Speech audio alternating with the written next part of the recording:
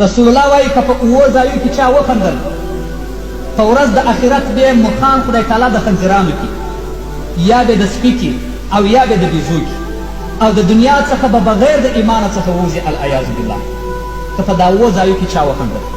اولها فی المسجد، که چا په مسجد کې خندا یې کهکهه کول خدای تعالی عز وجل به په ورځ د آخرت مخ د خنزیر کې. وثانی فی تلاوة القرآن، که په وخت کې د قرائت د قرآن عظیم شان چا خندل خدای تعالی به په ورځ د آخرت د ده مخ د خنزیر یا د سپي واړوي. وثالث فی الصلات، که چا په لمانځه کې خندل د پسخانده څخه خدای به دا عذاب ورته مقرر کړي.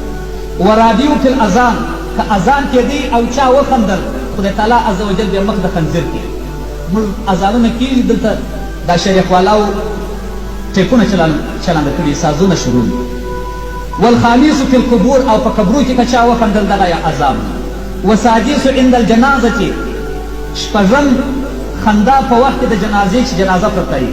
وسابع عند مجلس العلماء، اووم ځای په مجلس کې د علماو که چا وخندل دغه عذاب دی علیه الصلاة وسلام.